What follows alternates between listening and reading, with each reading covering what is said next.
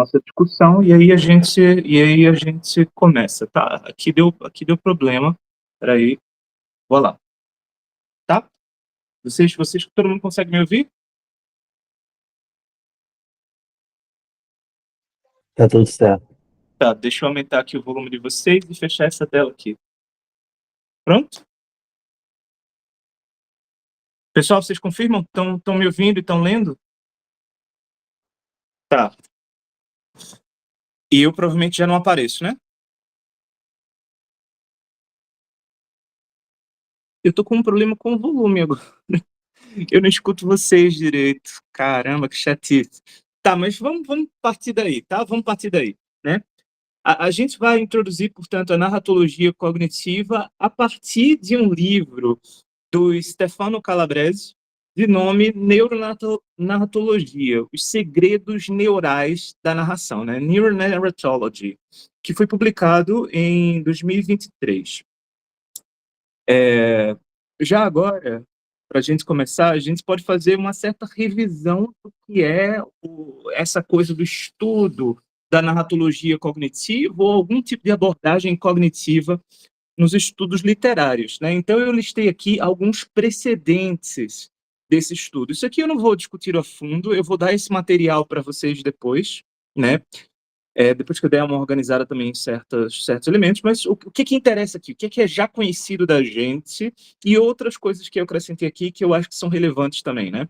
O primeiro grande precedente dos estudos cognitivos na teoria da literatura são os formalistas russos, né? Eles são os primeiros que pensam a forma como um modo de mediar a percepção, de produzir efeitos perceptivos, né? A categoria central dos formalistas, o estranhamento, ou a desfamiliarização, ou singularização, diz respeito precisamente a isso. Isso faz parte de um conjunto de reflexões artísticas da virada do século XX e uma necessidade de organizar também o campo institucional dos estudos literários. Eu coloquei aqui uma nota, né, que eu acho importante, que é não confundir com o posterior estruturalismo. O formalismo, de fato, deu origem ao estruturalismo, mas o estruturalismo se tornou uma espécie de abordagem da estrutura objetiva, né, dos textos literários e tudo mais. É muito produtivo como método e tudo mais, mas não dá conta de um certo tipo de experiência que o formalismo queria discutir e que outros autores discutem, nomeadamente Isa, né? Mas antes de chegar a isso, eu coloquei um outro tópico aqui que eu acho importante, que são os estudos em teoria da informação e cibernética. Fazem parte do contexto em que Isa pensa, né, a teoria do ato de leitura, a teoria do fictício e do imaginário e tudo mais. Faz parte desse contexto e há publicações em língua portuguesa e há também a influência de parte dessa teoria sobre a obra de Humberto Eco, né, que também discute a leitura como um processo de participação. Então, eu coloquei aqui, né, as contribuições do Iser. Basicamente, a gente tem essas duas obras, o Ato de Leitura e o Fictício Imaginário. A gente tem também uma terceira obra, que não foi traduzida, de título Emergence, né, Emergência, em que ele tematiza precisamente esse vir a ser, esse surgimento, né, da obra literária por meio do ato interpretativo, mas não tem tradução, são ensaios, estão em alemão e inglês. E o que a gente fica, né, do Iser? Basicamente, a leitura, a gente percebe, é um processo cognitivo complexo, ele é um processo produtivo, né? Trata-se de trazer algo à tona. Não é simplesmente a decodificação dos elementos textuais. Isso aqui é muito importante, porque essa perspectiva da relação com o texto literário como um ato de decodificação basicamente determina o que a gente chama de interpretação hoje. Isso é extremamente problemático. Mas, além disso, né, a ficção, ou a sua relação com o imaginário, a ficção imaginário, fictício imaginário, né, funcionam na obra do Iser, sobretudo o Iser do fictício imaginário, como um suporte, né? A ideia básica é de que todo ser humano faz certas conexões, aquilo que ele chama de imaginário e que ele não conceitualiza de maneira precisa, e o fictício serve como uma estrutura para essa atividade do imaginário humano. Ou seja, todas as ficções dão suporte à imaginação humana. Mas tem outra coisa, é um grande ganho na teoria do Iser, que é perceber que a ficção é um fator de antropogênese. E aqui a gente vai lidar com uma definição muito mais ampla de ficção do que a de ficção literária, não é? Vocês conseguem me ouvir ainda? Eu vou tentar colocar fones, porque eu não vou conseguir ouvir vocês direito, talvez. Consegue? Sim, consigo te ouvir. Tá, eu não sei se o tablet que eu estou usando para gravar vai gravar a interlocução de vocês, mas vocês podem falar, tá, pessoal? Vocês levantam a mãozinha e mandam ver, ok? É muito importante, portanto, esse tópico do fator, né, de antropogênese, quer dizer, as ficções elas estruturam a humanidade como tal.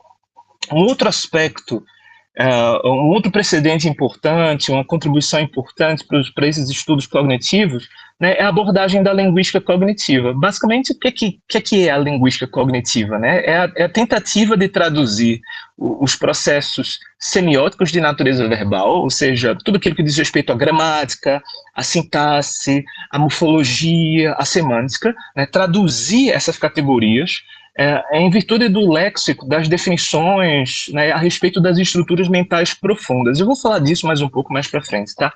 E finalmente vem o Dennett e o Couchot. O Couchot, ele tem um livro sobre estética cognitiva. É um livro assim muito amplo, mas que oferece ideias muito interessantes, porque nos dá também uma certa percepção assim do alcance da discussão desde um ponto de vista da psicologia evolucionária, por exemplo.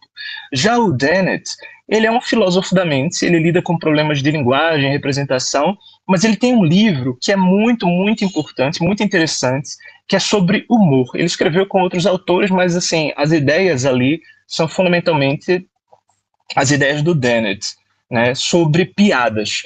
E esse livro mostra como a piada, na verdade, ela está associada a processos profundos da cognição humana, nomeadamente o riso, como o efeito da detecção de um erro cognitivo. E isso oferece um insight, eu diria que essa é a principal obra de teoria da literatura, né, em amplo sentido, aquilo que oferece algo relevante para a gente, né, do início do século XX. Eu agora esqueci o... Eu acho que chama On Jokes Reverse Engineering the Mind, qualquer coisa assim. E aí nós temos, né, a nossa própria abordagem aqui. Agora uma pessoa começou a entrar. Nós temos a nossa própria... Vocês continuam vendo isso? A tela ficou preta para mim. Ficou preta. Mas E agora vocês veem? Voltou. Agora voltou. Tá, perfeito. E aí nós temos, além disso, né, o nosso próprio modelo que a gente vem elaborando aqui na poética cognitiva. Peraí, como é que a gente chamou a nossa iniciação? A poética cognitiva como complemento à teoria eiseriana do imaginário. Qualquer coisa, né? Então, ou seja, a gente aqui está elaborando o nosso próprio modelo, né? E o nosso modelo, ele é feito em 3 camadas, por assim dizer. Eu vou explicar isso, eu não vou entrar a fundo, né? Porque isso é nosso, vocês já conhecem isso, o pessoal que acompanha a nossa iniciação. Como a gente está gravando esse vídeo para o YouTube, qualquer coisa assim, né? Eu acho que vale a pena mencionar algumas coisas. Né? Esse modelo cognitivo em estratos implica o quê? Implica numa certa ideia de literatura. É um modelo do que é a literatura. Só que ele faz um recorte cognitivo, tá? E esse recorte cognitivo se estrutura em 3 camadas. Na camada mais fundamental, a gente diria que há um extrato neurofisiológico associado à cultura em geral, tá? Cultura em geral. E, quer dizer, são processos cognitivos individuais, mas que pertencem à espécie como tal e se manifestam enquanto operações interindividuais, enquanto cultura, tá? Então, basicamente, a gente está pensando numa espécie de articulação com o cérebro, com a mente, num extrato assim muito básico, tá? E quando a gente pensa nesse extrato básico, a gente está falando da materialidade do cérebro, do corpo e de como essa materialidade estrutura operações subsequentes, né? Quando a gente está falando nesse extrato neurofisiológico, a gente assumiu algo de nome, né, intitulado de JITSA, né, Just in Time Spreading Activation. Como é que a gente traduziu isso muitas vezes? Difusão de associações just in time, né? Esse extrato JITSA descreve basicamente o comportamento neurológico. Tá? Como é que as sinapses funcionam no cérebro humano? Funcionariam assim, né? Através de ativações difusas, elas têm uma informação e essa informação faz pipocar uma série de conexões. Né? E essas conexões, elas se dão no tempo enquanto há estímulos para isso, tá? A gente não precisa ir muito mais do que isso aqui. Por quê? Porque o cérebro, ele é uma caixa preta. A gente não tem acesso direto. A gente observa certas coisas no cérebro utilizando equipamento para isso, né? A ativação de energia em regiões específicas, ondas cerebrais, né? Sinais e tal. Mas a gente não consegue fazer uma ponte exata entre o cérebro fisiológico, né, e a mente humana enquanto a construção da consciência e dos elementos que não entram na consciência, mas que fazem parte do processo do vir-a-ser da consciência. Né? Então a gente não sabe exatamente como a informação semântica é processada no cérebro. Portanto, a gente não conhece por dentro, né, o cérebro. Nem poderia, assim, rigorosamente. De qualquer modo, o que a gente tem? A gente tem essas ativações difusas, né? Uma informação que vem no meu sistema, o meu cérebro processa isso no nível sináptico, as sinapses estabelecem cadeias de associações, algumas mais revisitadas, outras novas, né? Mais novas. E, além desse modelo JITSA, a gente trabalha também com as emoções epistêmicas. Né? As emoções epistêmicas são uma categoria muito importante para que a gente compreenda como o JITSA ele opera de fato. Né? Quer dizer, eu me confronto com um determinado estímulo, isso cobra de mim uma resposta. O que na minha cabeça, garante que esse estímulo vai ser processado de um determinado modo, que ele vai solicitar informação de uma certa natureza, que ele vai produzir certo efeito? São precisamente essas emoções fundamentais, né, chamadas emoções epistêmicas. Elas são emoções muito básicas.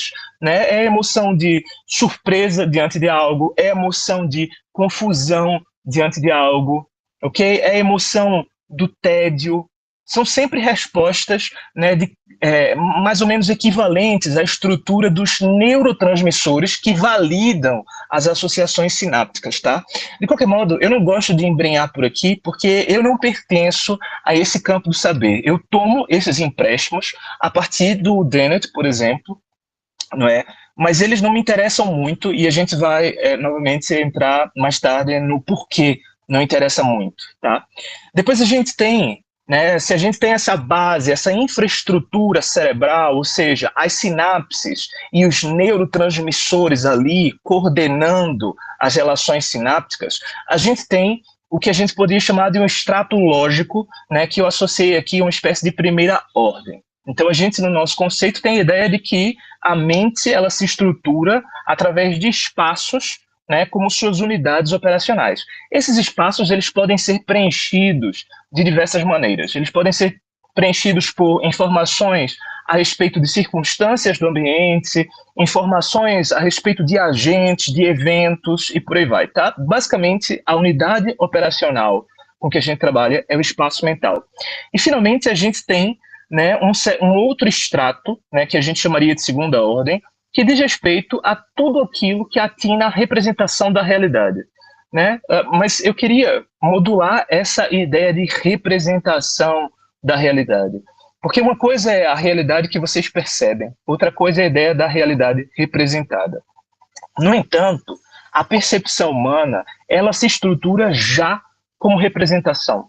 Né? Lembrando, tem certas operações, certos conhecimentos que eu vou adquirindo e operações que eu vou levando a cabo e que vão se tornar triviais, né? De separar, por exemplo, objetos, de saber que uma cadeira é uma cadeira e se eu vejo duas cadeiras, uma exatamente do lado da outra colada, ainda assim são duas cadeiras diferentes. Vocês percebem? Então, a gente está diferenciando esse essa primeira ordem, esse extrato puramente lógico, operacional, mas ele nunca existe de maneira isolada. Da mesma forma, a representação que eu tenho das coisas, que eu faço das coisas, ela nunca é o contrário ou absolutamente diversa daquilo que eu percebo. Toda percepção, ela é fruto, ela é uma amálgama de representações já estabelecidas e ela se entretece também com essas percepções novas, né? Isso aqui não interessa, isso é só para a gente ter uma ideia do nosso modelo, né? E o que a gente espera com essa abordagem da poética cognitiva, né? Primeiro, uma redescrição de conceitos dos estudos literários. Esse é um aspecto muito importante.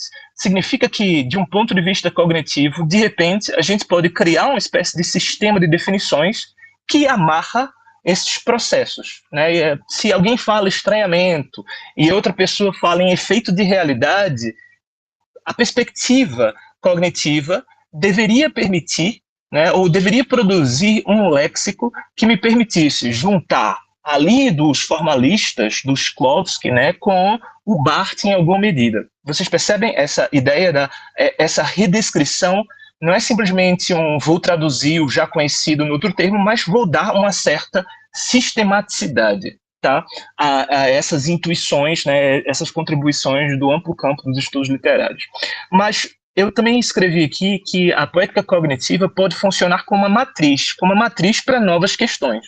Uma vez que eu possa, né, redescrever certas questões dos estudos literários dentro do campo dos estudos cognitivos, eu também espero poder formular problemas e formular hipóteses que sejam interessantes. Então eu coloquei aqui, né, por exemplo, isso que vocês estão vendo aí em vermelho, né, a elaboração de uma teoria dos afetos literários, né, porque a vida emocional da obra literária, ela sempre foi uma questão secundária. A gente sempre priorizou a ideia, por exemplo, de que o sentido ele é carregado pela estrutura, o que é falso, né? A estrutura é uma abstração de vários processos. A estrutura é uma construção conceitual, né? Mas a gente acredita, né, que o nosso papel enquanto pessoas que leem e estudam é observar a estrutura dos textos e ver como essa estrutura produz efeitos de sentido, né? Isso é um exemplo. O que a poética cognitiva pode fazer? Né? Pode contribuir com a compreensão de que essa estrutura ela não existe simplesmente como um processo puramente semântico e informacional, mas ela diz respeito também a um sistema de afetos que é bem codificado. Tá? Essa é a questão que é interessante. Né? Porque uma coisa é simplesmente a gente lidar com as emoções do leitor desde um ponto de vista radicalmente empírico. Né? As pessoas dizem gostei, não gostei, tenho raiva de fulaninho, ou me emociono com tal coisa. Isso não interessa. O que interessa é perceber que essas emoções elas são resultantes de procedimentos que são ao mesmo tempo formais e procedimentos de representação que têm um componente semântico forte, né? Então eu sugeri aqui até a possibilidade da gente distinguir, né, emoções que dizem respeito à forma literária, à forma dos objetos, né? A gente está lendo um texto, ele surpreende, ele confunde, ele provoca a nossa curiosidade, ele provoca tédio, ele nos frustra, tá? E outros análogos sensoriais, a gente escuta uma melodia e diz como isso é doce, como esse ritmo é envolvente, né? E tudo isso diz respeito a emoções de natureza formal, que são emoções epistêmicas, tá? E depois tem outra camada que são as emoções sociais, que podem ser de natureza empática, né? Ou seja, como eu me dirijo a um outro, né? Com compaixão, o epicaricaça, que é a palavra aportuguesada do grego para o termo alemão, né? Como é, meu Deus? Schadenfreude, quer dizer, o gozo do dano, né? Quando você vê alguém se dando mal e você gosta disso, mas também a repulsa, a simpatia, a paixão, né? Então, uma teoria dos afetos literários, né, precisa dar conta das emoções veiculadas pela forma, mas também das emoções enquanto conteúdos sociais que os textos representam, né? E eu diria ainda mais, tá? Essa teoria das emoções literárias, poderia estar na base também de uma teoria dos gêneros literários, né? Quando a gente diz assim, o que é um drama, né? Quando a gente vai ver um filme, né, e esse filme é um drama, o que a gente espera ver num drama, né? Por que um drama é um drama e um filme de ação é um filme de ação?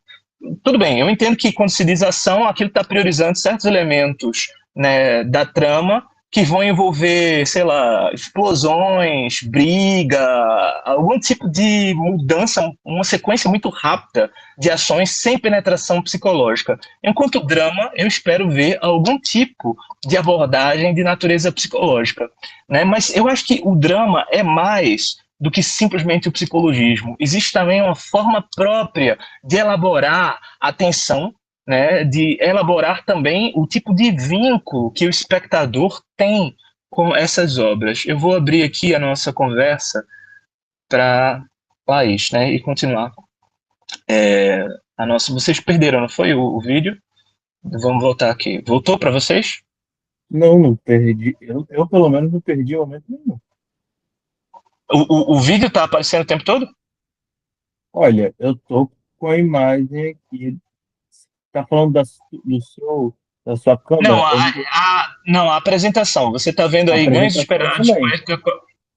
O meu tá literatura como sistema de ação social, modelo cognitivo, tá no Isso, tá slide ótimo, tá 3. ótimo, tá ótimo, tá ótimo. Né, então, falando aqui, novamente, desse aspecto cognitivo, né, que deveria estar na base da nossa teoria, né? Porque, pelo menos para mim, a poética cognitiva, ela, ao mesmo tempo, atua como redescrição, como matriz de problemas, mas ela permite também que a gente discuta de uma maneira eficiente os efeitos emocionais vinculados à literatura, porque o fato é, a gente não lê literatura porque o texto está carregado de sentido. Vocês percebem? Não faz sentido dizer, eu leio esse texto porque tem muitas palavras aqui. Isso é até meio idiota. Não, a gente lê literatura porque existe um certo tipo de prazer, um certo tipo de ganho mental, não é, que a literatura oferece, que é específico à forma literária, a forma como os conteúdos humanos são elaborados nela, né? É claro que ela partilha essa representação com várias outras formas, né, de narrativa, a narrativa cinematográfica, sobretudo hoje, né, o grande concorrente da literatura, mas vocês percebem uma teoria que leve em conta os afetos humanos que a literatura organiza é fundamental para que a gente compreenda as operações, talvez não só da literatura, mas de toda a cultura, da cultura como um todo, né? Eu até arriscaria uma hipótese a respeito disso, né? Essa vida emocional da literatura, ela funciona como espécie de suporte para processos mais complexos, não é? Através dos quais a literatura confronta o sujeito humano. Ao passo que em outros meios, né, isso é muito comum na literatura de massa, o emocional é somente o suporte da própria adesão do sujeito à leitura. Vocês percebem? Né? Tem certos objetos culturais que vão confrontar vocês com as expectativas de vocês e vão tornar vocês, de algum modo, mais conscientes de si, hipóteses sobre a vida, e vocês vão sair mais enriquecidos com isso, e outros vão usar das emoções, dos sentimentos de vocês só para prender vocês no circuito, né? Mas isso aqui é só apresentando aquilo que a gente faz na poética cognitiva. Eu ainda vou entrar, né? Eu vou entrar já já, tá? Na nossa discussão desse capítulo do Calabrese, né? Aqui eu vou deixar todos esses slides com vocês, tá? Vocês estão vendo os slides seguintes? Sim, é uma conexão neural, suponho. Isso. Esses slides, né, que eu coloquei aí, pelo menos para mim, isso é um bom exemplo do funcionamento da ativação difusa, ou da difusão, melhor dizendo, da difusão de ativação, tá? Aqui vocês vão ver duas coisas. De um lado, você tem uma estrutura, né, uma rede, né, mnemônica, uma rede de memórias, né? E do outro lado, vocês vão ter, né, a ideia ali, a photo skill, né? A ideia de que quando vocês se deparam com, por exemplo, uma imagem, essa imagem ativa em vocês né, um certo núcleo ali da memória que permite que vocês o reconstruam, tá? Era basicamente isso, eu usei isso em outro contexto, eu pensei, isso aqui é legal para a gente entender essa dinâmica. No slide seguinte, eu coloquei também o modelo IDPRA, né, do David Heron, né? Imaginação, tensão, previsão, reação e avaliação. Isso aqui é explicado, é usado para explicar as emoções em música, né? Como vem um certo tema sendo elaborado, como certas transformações que são introduzidas nesse tema, né, acompanhado por outros arranjos, né? Se você quiser lidar com música eletrônica, a bateria, o volume, a possibilidade de fazer a mudança assim através de microtons, né, da música e tal, tudo isso produz efeitos cognitivos puros, independente, né, né, a gente está falando de música e não de canção, tá? Independente da carga semântica, a técnica musical, né, modula emoções humanas. E a hipótese do David Heron é muito interessante, porque ele parte da premissa de que essas emoções que são moduladas, elas são emoções primitivas, são reações primárias que vão entrar em conjuntos progressivamente complexos, tá? Isso não diz respeito à literatura, mas eu acho que é um modelo assim muito interessante para a gente pensar como as emoções humanas, né, e como as emoções associadas à forma, né, literária, elas fazem parte de um certo extrato primitivo, né, primário, talvez não só dos seres humanos, mas de vários grupos de mamíferos, né? Essa coisa de que as vacas gostam de música, ela não é à toa. Vocês percebem? Isso aí não é, nossa, kkk, é meme, não é.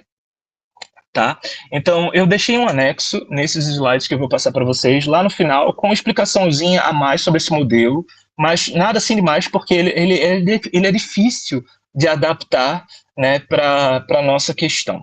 Tá? E, finalmente, aqui, para quase entrar no Calabrese, eu queria comparar o que a gente já viu do Peter Stockwell, né? Como é o nome da obra que a gente leu dele, pessoal? Cognitive Poetics, né? Isso, eu acho que o dele é An Introduction, porque O Cognitive Poetics dele e depois aquele outro que as pessoas escreveram, né, fazendo aplicações da obra dele. Ele tem também outra obra que eu acho que a gente deve ver em algum momento, chamada Texture, né, que me parece mais modelar.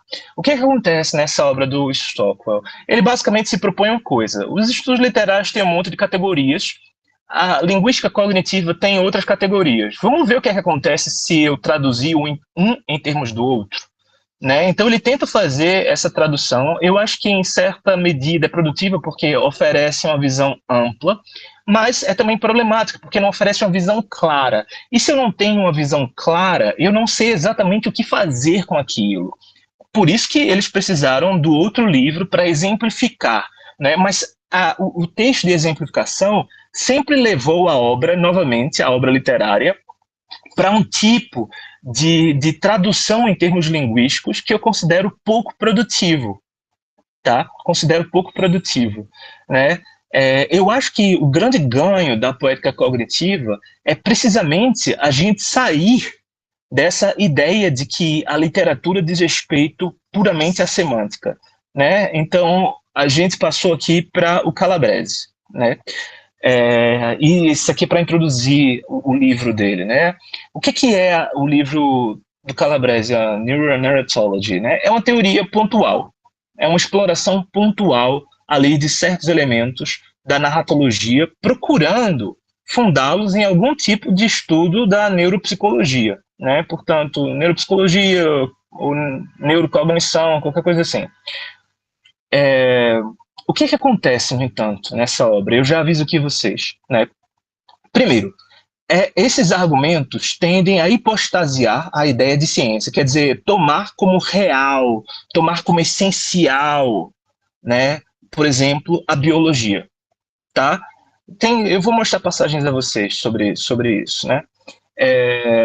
existe também um problema que para mim é gravíssimo, que é a ausência de uma teoria do referente, ou seja, a pessoa não tem uma teoria da realidade, ele não pensa a realidade, ele só pensa, existe tal coisa na literatura e existe tal estudo sobre a narrativa, né, na ciência, né, na neurologia. Então eu vou juntar os dois. Se você perde a relação com a realidade, você perde a própria noção de literatura. Vocês percebem? A literatura é um tipo de narrativa muito específico, e toda narrativa é uma espécie de negociação com a realidade. Mas se você tira o problema da realidade, você fica com o quê, exatamente? Assim, muito honestamente, né? Então, para mim, é um texto assim que peca muito nesse sentido, né? E finalmente tem um outro erro aqui dele, né? Existe uma passagem muito rápida e impensada entre essas coisas da neurofisiologia e da psicologia evolucionária, né? Para as definições dos estudos literários. Ele não pensa as instituições, ele deriva uma coisa da outra. E ele diz coisas que para mim são horrendas, são assim, muito idiotas mesmo, tá? Com todo respeito ao Calabrese, né? E aí, eu vou falar sobre essas coisas idiotas que eu acho que ele diz quando for o momento, né? Então, a gente está lidando com essa obra e a gente vai falar do primeiro capítulo. O primeiro capítulo traz 3 palavras: adaptatividade, preditividade e contrafactualidade. Ele não define essas coisas, tá? Ele só menciona. Uma delas, na verdade, essa preditividade, ele nem se preocupa em reelaborar, né, de qualquer maneira. A gente precisa inferir o que diabos ele quer dizer com preditividade, né? E são 5 os subtópicos desse capítulo. O primeiro é sobre essa gramática neurocognitiva. O segundo é o que ele chama de darwinismo literário. Terceiro, adaptação, a gente vê ali o primeiro termo surgindo, né? O potencial cognitivo da contrafatualidade e, finalmente, um 5º capítulo, né, sobre estradas, highways, né, autoestrada, sinápticas, né, e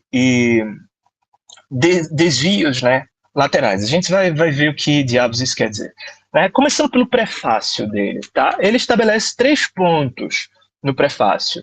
O primeiro é uma crítica do que é a interdisciplinaridade, né? Isso, para vocês que estão começando a estudar literatura, né, de uma maneira formal, e ainda alguns colegas meus que dizem, não muitos, né, mas esse papo da interdisciplinaridade, eu, assim, francamente, acho uma porcaria. Não faz nenhum sentido. O estudo da literatura sempre foi interdisciplinar por uma razão muito simples: ele não existia. Então eu tinha o texto literário e eu tinha teologia, eu tinha a história, eu tinha o direito, eu tinha várias coisas, a moral, né? E precisava, de algum modo, lidar com a literatura utilizando todos os saberes que estavam ali disponíveis. Quando vocês vão para as artes do Renascimento, os caras tinham a ideia de matematizar as representações. E quando vocês veem uma pintura, lá, sei lá, ou uma escultura, né, uma pintura do Da Vinci e tal, ele fazia vários cálculos de proporção antes de começar a preencher o papel. E ele fazia isso segundo certas leis do que seria o equilíbrio, a harmonia, a proporção ideal. Tudo isso era matemática que eles estavam aplicando. A mesma coisa acontecia com a literatura. Alguns autores aplicam certos princípios matemáticos para organizar porções textuais. Vocês percebem? A literatura, a cultura no geral, ela nunca teve barreiras disciplinares. As barreiras disciplinares foram uma invenção que durou de 1950 a 1958. Vocês percebem? Vocês vão olhar lá os formalistas. O grande texto formalista é do Shklovsky, né? Arte como procedimento. Mas o que ele está criticando, é uma teoria psicológica. Ele vai falar de Tolstói, usar documentos, o diário de Tolstói, inclusive, não é? Mas ele vai fazer isso discutindo psicologia. Quando você continua avaliando esses textos dos formalistas, vocês vão ver que eles eram filólogos, historiadores, linguistas, né? Engenheiros. Vocês percebem? O Tomaszewski, ele era engenheiro elétrico. E quando você olha para outros, por exemplo, que são críticos culturais do século XX, todos eles são de outras áreas. Interdisciplinaridade é um negócio que não faz sentido, porque a gente sempre foi interdisciplinar, né? Mas eu nem sei o que ele quer, o que o nosso camarada Calabrese quer com essa crítica, né? Mas ele diz uma coisa assim que eu acho muito interessante. Sempre esteve ciente de que para libertar as studia humanitatis, né, ele está querendo dar aqui uma de Homem do Renascimento, do confinamento da close reading, eu teria de recorrer aos arsenais experimentais ilimitados do neurocognitivismo. Eu acho muito bonito isso, a ideia de libertar o estudo das letras, né? Studia humanitatis quer dizer estudo das letras, né? Da prática da leitura cerrada, né? Quer dizer, a gente sempre coloca as questões que dizem respeito à literatura em virtude de problemas com respeito à natureza do sentido textual. Como o sentido existe nesse texto? Isso não interessa, vocês percebem? O que interessa a literatura, o que interessa a filosofia continental, e a gente pode dizer até a filosofia clássica, né? O que interessa ao estudo da história, ou a sociologia, ou a psicologia, é sempre o ser humano existindo no mundo, e não o sentido por si só. Vocês percebem que a ideia de fazer uma interpretação, close reading do texto, é uma ideia diária, é um instrumento pedagógico, que deveria ser aplicado em escola como facilitador, mas não diz respeito àquilo que é realmente a literatura. A literatura é sempre mais do que um mero processo de significação. De resto, um processo de significação que é teorizado muitas vezes de maneira inadequada, como acontece com o problema estrutural da significação, né? Às vezes, no entanto, e aí é que vem um óbice, né, essa ideia de libertar a gente da interpretação, o estudo das humanidades da interpretação, às vezes é um ódio aos seres humanos. Tá? Isso é muito importante. Eu quero que vocês percebam. Ou é fruto de uma ideia de que a literatura estabelece vínculos ricos e poderosos com a vida, como todo pensamento humano, ou é um ódio muito grande pelo elemento humano da literatura. Por quê? Porque quando eu estou discutindo literatura e estou discutindo interpretação, eu vou interpretar de um modo, outra pessoa vai interpretar de outro.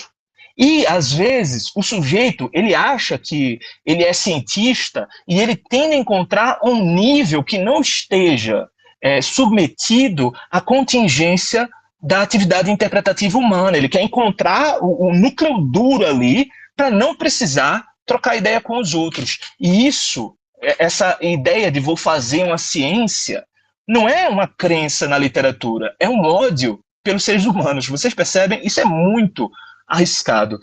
Às vezes é o caso, tá? Às vezes parece ser o caso aqui no Calabrese. Tá?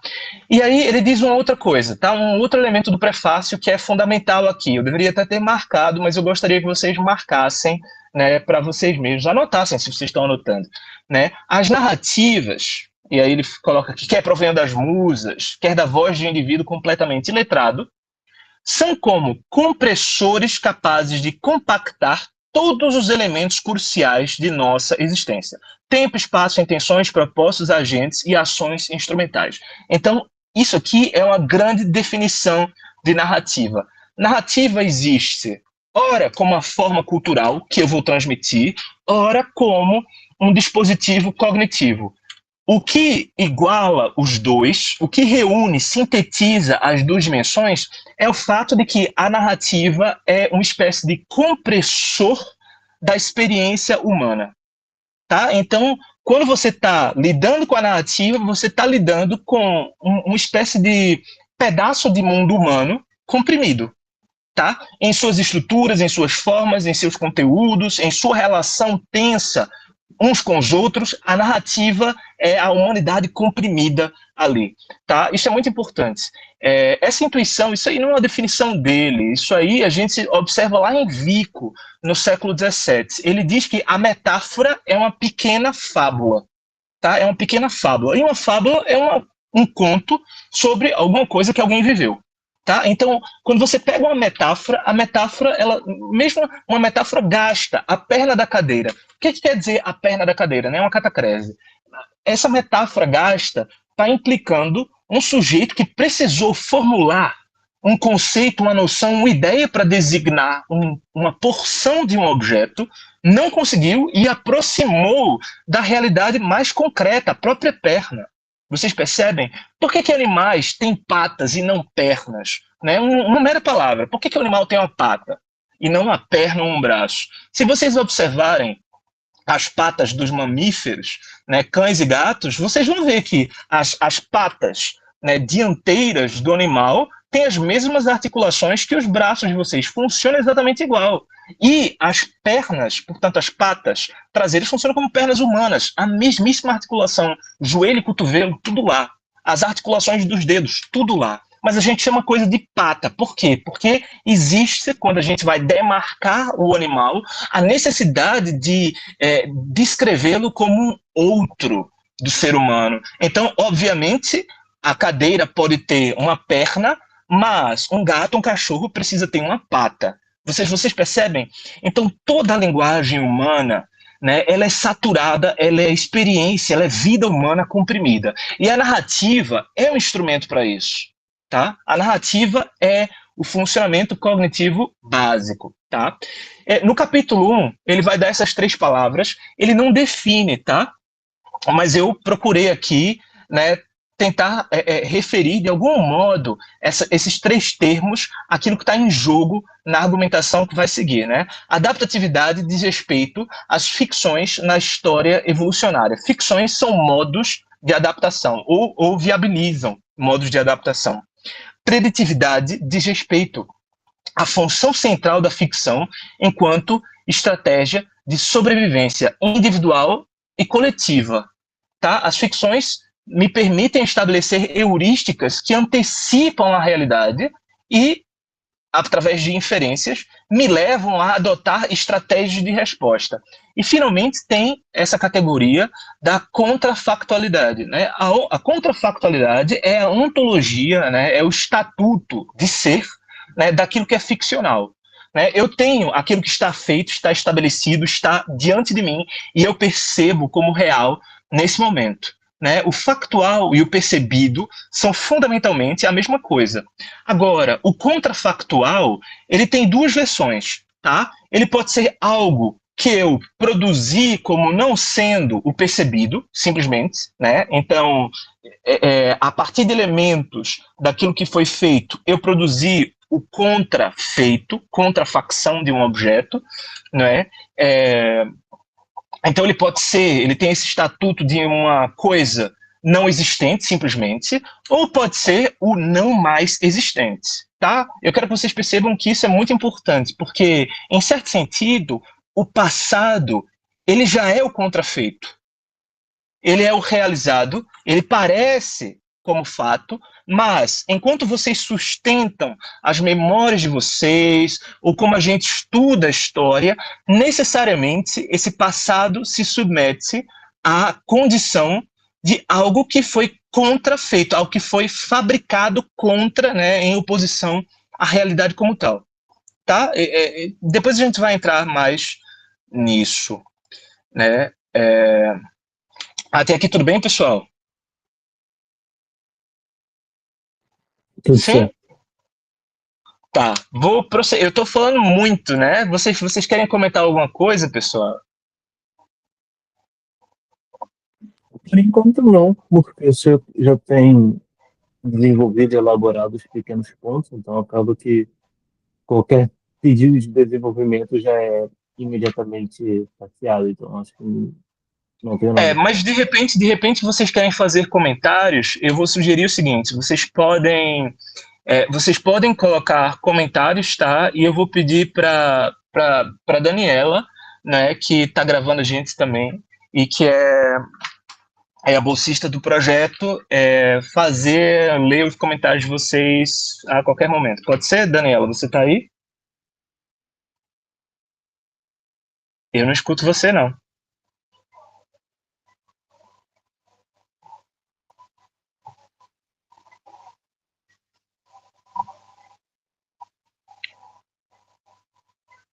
Ah, tá, tá. É, Pode ser, Victor. Você lê, vocês podem fazer comentários, perguntas e tudo mais. E o Victor está autorizado a interromper a qualquer momento para ler as perguntas e comentários de vocês, tá? Pode ser? Pode ser.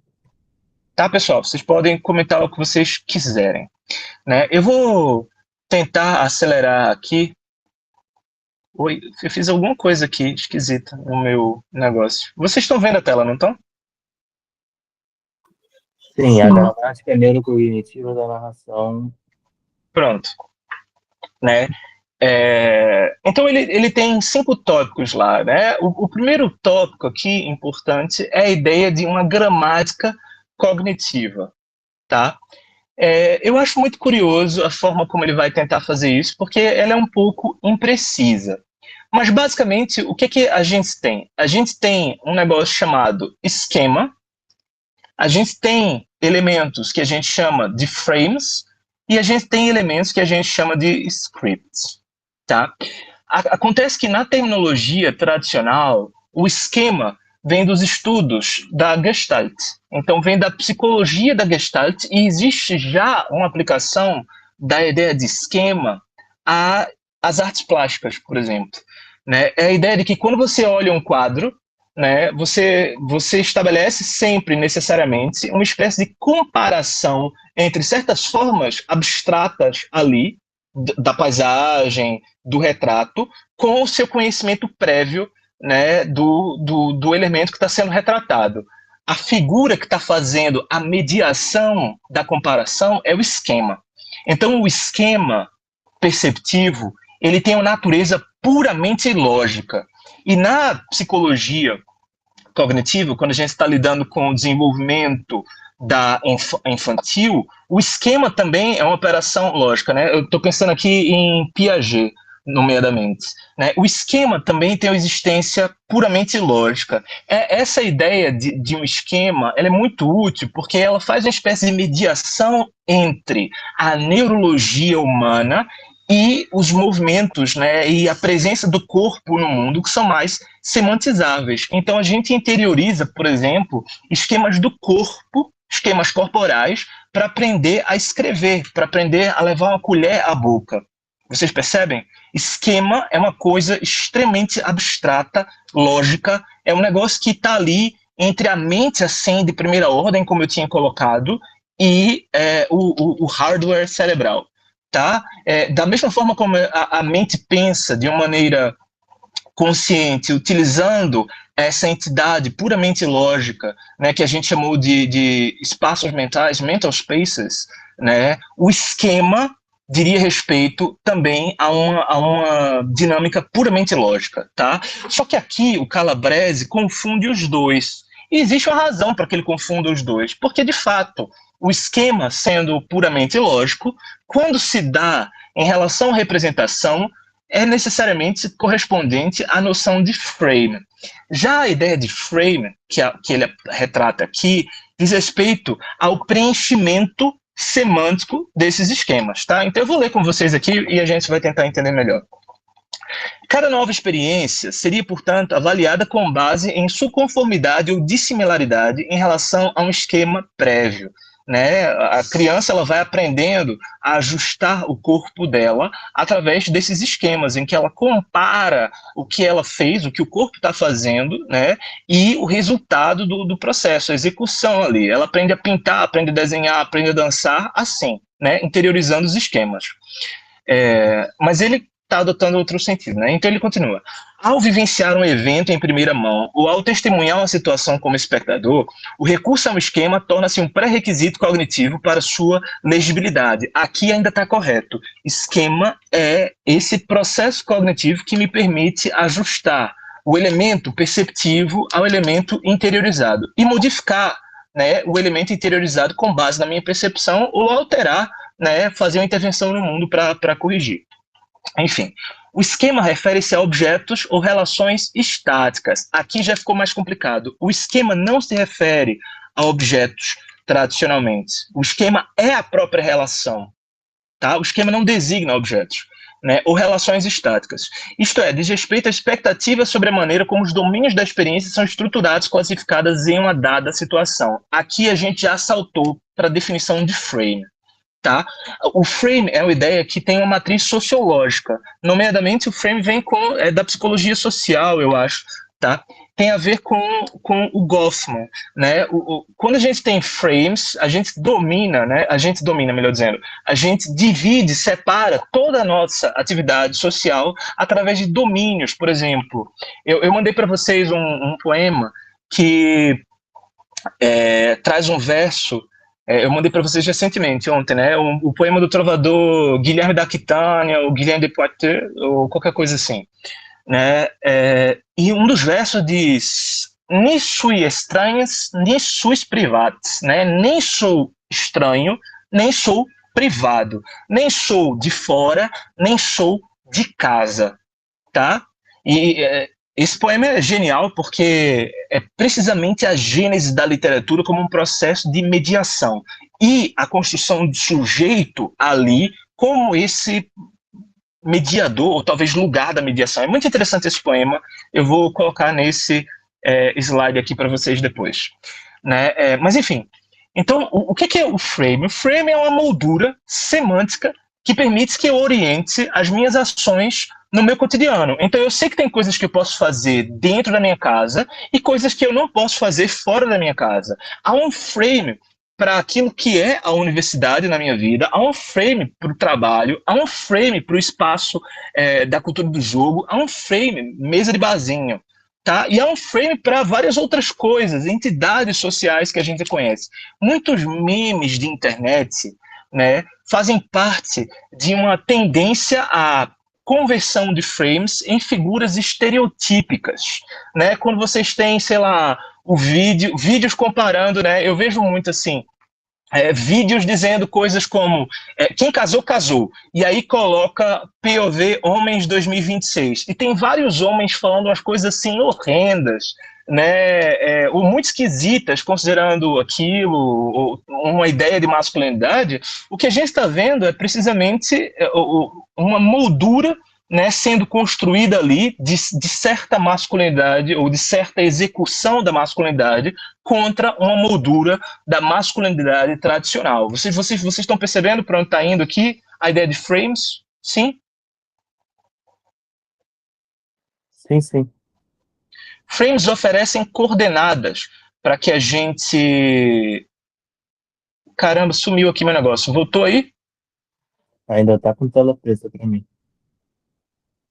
Voltou, pessoal? Uhum. Para mim voltou. Que esquisito, mas tá. Então, frames, eles servem como esses elementos que configuram a minha experiência. Há vários frames, tá? Vários.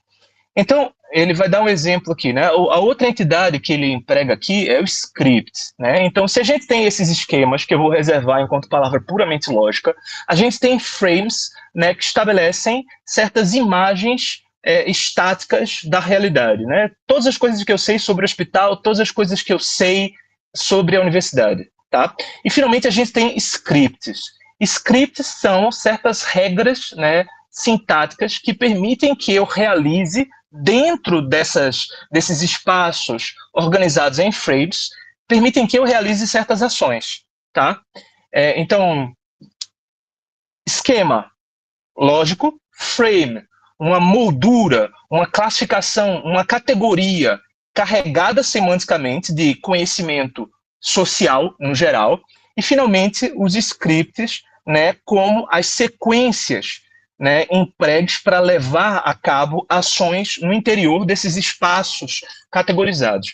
E aí ele vai dizer uma coisa muito interessante, né? A memória autobiográfica apoia-se em frames que nos permitem compreender o que é o evento que estamos vivenciando, nossa memória semântica, e em scripts que nos permitem articulá-lo em uma sequência ordenada, nossa memória episódica, tá? Qual é a diferença? É muito interessante que a gente está lidando com memória. A ideia básica aqui é de que a memória semântica ela é resultante da sedimentação, né, ou do agrupamento da memória episódica, tá? Então, a memória episódica, ela suscita a memória semântica, mas a memória semântica também é alterada pela memória episódica. O que isso significa quando a gente transpõe essa nomenclatura nessas definições para a ideia de frames e scripts? Que frames, eles não são estanques, que eu posso descobrir através da execução, da variação de scripts, potencialidades dentro desses universos classificados, né, que não estavam previstas na classificação, no repertório de conhecimento que eu tinha a respeito daquilo. E até mesmo eu posso ter, digamos, iluminações, né? Se eu estou numa sala de aula e subitamente, né, alguém entra com uma gaita de foles e começa a tocar, né? Então, parece que algo do frame sala de aula é transformado radicalmente ou até mesmo abolido pela presença desse script diferentes. É claro, eu me pergunto se em certas condições isso é produtivo para a remodelação da ideia do frame ou se isso é só uma coisa, um efeito, né, para explorar assim pessoas impressionáveis. Não sei, vocês, né, vocês entendem, né, do que se trata, tá? Vou dar continuidade aqui à nossa coisa. Até aqui tudo bem, pessoal? Frames e esquemas e tudo mais? Então, os Sim? esquemas ah, são os modelos, os paradigmas mentais que nós temos sobre a realidade com a qual nós negociamos, né? O esquema. Vamos guardar a palavra frame para isso. Muito embora esse autor utilize os dois, eu gostaria de que a gente fosse mais claro e chamasse isso de frame. Tá. É porque eu estava pensando no frame como enquadramento de certos, vou dizer espaço social, não, mas de situações, circunstâncias com seus elementos pré-determinados. E os scripts com essas. Sim, não é. Não, Fala. não, os scripts eu sempre tenho uma dificuldade maior de definir por essa maior dinamicidade da sequência de. Seria então a sequência das ações dentro do E escopo do caminhos frame. possíveis, Então, tá? Pensa uhum, que o frame é uma categoria, tá? O frame ele funciona como uma espécie de mapa. Dentro de um frame eu tenho vários elementos que já estão pré-configurados. Isso é, em parte, atinente à construção social. Esses frames eles são socialmente construídos, mas essa construção do conhecimento social sempre é mediada pela minha experiência individual. Então, a gente tem, por exemplo, um frame família. Todo mundo tem mais ou menos ideia do que seja uma família. Só que cada um modula essa moldura família com pequenas variações. Alguns com maior ou menor grau de distância, dependendo do lugar em que você está dentro de uma determinada comunidade. Tá? O frame é só isso. Né? Qual é a ideia do script? O script são ações que eu vou levar a cabo dentro desse mapa. Se eu preciso, né, dentro da moldura família, por exemplo, a famílias que as pessoas dão dinheiro de presentes. Eu acho isso muito doido. Tá? Eu não sei, mas não faz parte da minha experiência familiar exatamente, mas ao mesmo tempo faz, tá? Por exemplo, os meus avós, eles podem me dar dinheiro. Vocês percebem? Os meus avós podiam, né? Que eles já se foram. Então eles podiam me dar dinheiro. Eles podiam. Mas para mim seria estranho se os meus pais me dessem dinheiro de presente. Vocês entendem? Se um primo, então, se atrever a me dar um vale-compras, né? Ou um amigo dizer, toma aqui X, compra um presente para tu, eu ia ficar tipo assim, what the fuck? Quem você acha que você é? Qual foi, velho? Percebem? Tá? Em outras famílias, tá tudo bem. É seu aniversário, filho, toma aqui, não sei quanto e tal. Eu digo, ok, tudo bem. Mas para mim não funciona exatamente assim, percebem? Eu, por exemplo, também não dou presentes úteis. Isso aqui não faz parte do meu, não vai ganhar, sei lá, uma blusa que tá precisando e tal, o que gostaria. Não vou dar isso porque eu não sei, não acho legal. Entende? A minha ideia de dar presente é oferecer algo que não vai, de algum modo, se desgastar no tempo. É oferecer uma espécie de experiência para a pessoa com quem eu estou interagindo, seja um parente, seja minha namorada, quem quer que seja. Vocês percebem a ideia de moldura, script? O script é o conjunto de ações que eu vou realizar dentro dessa moldura, mas eu só posso realizar essas ações que estão previstas pela moldura, pelo frame. Tá? Mas, de qualquer modo, o que interessa aqui, né? Então, a gente tem esses scripts, né, que são pequenos roteiros dentro dessas molduras. Tudo isso aqui é muito importante quando a gente vai pensar, por exemplo, em teoria do humor, né? A ideia de que o humor é a violação de um script, por exemplo. É uma violação benigna, né, de algo que está pré-estabelecido enquanto conjunto de operações possíveis dentro de um frame, né? É assim que surge o humor. Mas, enfim, o que interessa? Né? Esses scripts, eles, né, são classificados segundo, né, scripts situacionais, pessoais ou instrumentais. É muito interessante ver essas classificações aqui, elas não levam a gente assim muito adiante, mas elas permitem que a gente construa, por exemplo, uma ideia do que seja a intencionalidade dos personagens, tá?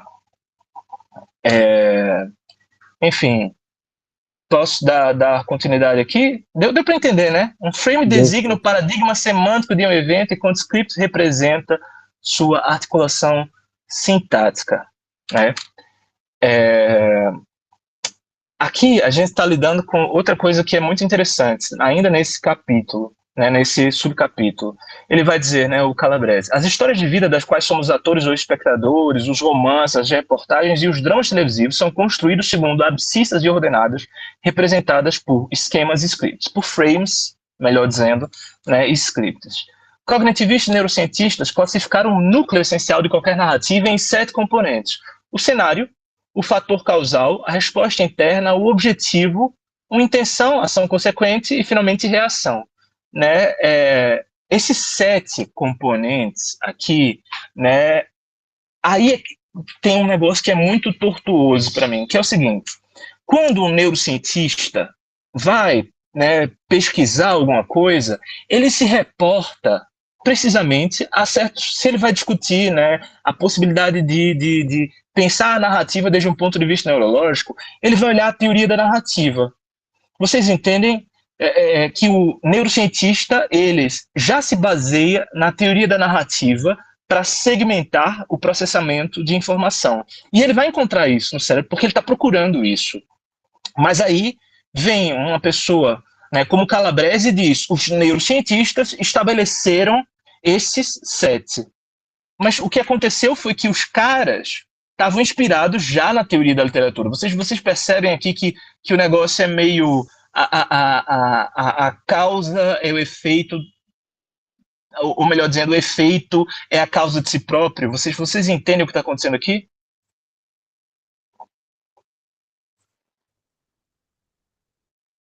Ele está tentando fundamentar como se isso aqui fosse o conhecimento assim mais profundo da neuropsicologia, quando os caras da neuropsicologia estão lendo teoria da literatura barata. Percebem?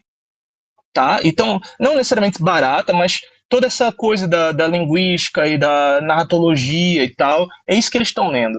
Né? Então, eu acho que é uma coisa problemática aqui. Tá? Ele vai continuar.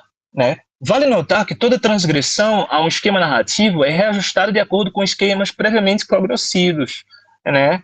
E disso decorrem 2 certezas. Lembramos melhor um texto se ele confirma os esquemas narrativos. Isso é falso, absolutamente falso, tá? E é impreciso. E 2, compreendemos e lembramos melhor um texto proporcionalmente ao número de conexões causais. Isso está melhor, mas ainda continua impreciso. O que acontece? Né? Quando ele diz que lembramos melhor um texto se ele confirma os esquemas narrativos, isso é falso, tá? Porque essa ideia de lembrar diz respeito a reconstruir não o texto em seus detalhes, mas os esquemas de que o texto se serve. Então, a formulação correta seria: lembramos melhor dos esquemas usados por um texto, se eles são esquemas já conhecidos. O que, na verdade, não é nenhuma ideia brilhante, né? Isso aqui não comprova nada. Do ponto de vista emocional, é o contrário. É por isso que eu digo que é falso. Quando você está tentando processar a informação e você encontra uma falha, um elemento nesse processo que não se rende aos esquemas, esse elemento que interrompe o trabalho dos esquemas obriga a reformulação. Então, suscita emoções. É por isso que a gente procura se surpreender com as coisas. É por isso que a gente se entedia. Quer dizer, quando a gente está entediado, a gente está recusando a incorporação da informação, né? O tédio é uma coisa que bloqueia a minha relação com os objetos. Eu vou continuar lendo alguma coisa, mas eu estou entediado, não estou prestando atenção, né? Estou só passando o tempo. Vocês percebem? Ou seja, aquilo que é absolutamente conhecido, né, ele vai ser bloqueado. Aquilo que vai ser memorizado é o que foi capaz de produzir uma resposta intensa. E tem várias formas de produzir essa resposta intensa.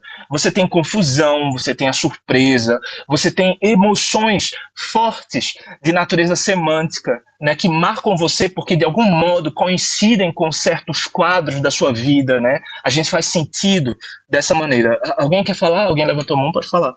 Acho que é para Daniel.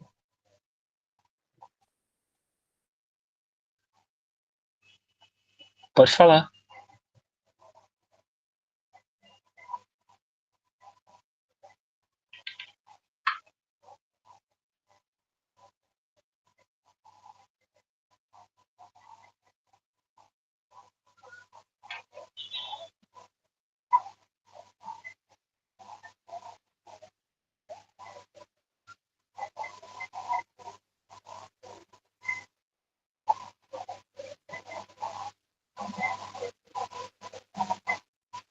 Você tá.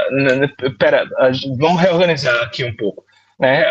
A categoria central que você está pensando aí é o do transporte, e você está pensando o transporte em relação a esse substrato emocional. Certos sentimentos, né, que a gente tem através da narrativa facultam o transporte.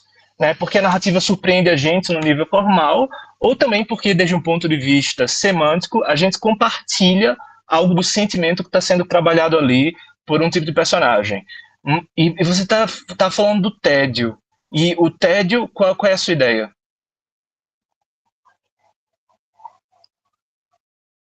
O tédio, como a gente está basicamente sem nenhum sentimento forte em evidência, quando a gente se depara com uma narrativa que lá existe algum sentimento, seja mais positivo ou negativo, a gente consiga espelhar na gente. Porque como a gente está vazio e tem aquela adição, a gente pega aquela adição pra gente. Faz sentido? Eu acho que sim. Eu acho que o tédio, né, todas essas emoções epistêmicas, elas têm um estatuto muito ambíguo, né? Porque, na verdade, elas não são sentimentos permanentes, elas são sentimentos que se vinculam a processos.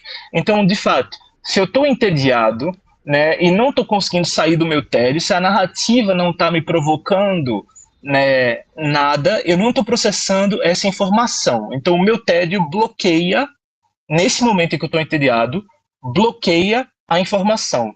Mas, ao mesmo tempo, esse tédio que bloqueia a informação é o que me deixa mais ou menos aberto para algo que possa surgir. Diferente, por exemplo, se eu estou muito feliz e vou ler um negócio muito triste. Aquilo pode não fazer, né? Esses são sentimentos, assim, muito diversos um do outro. Se eu estou muito animado, se eu estou estressado com alguma coisa e vem algo mais triste, melancólico, lento, né?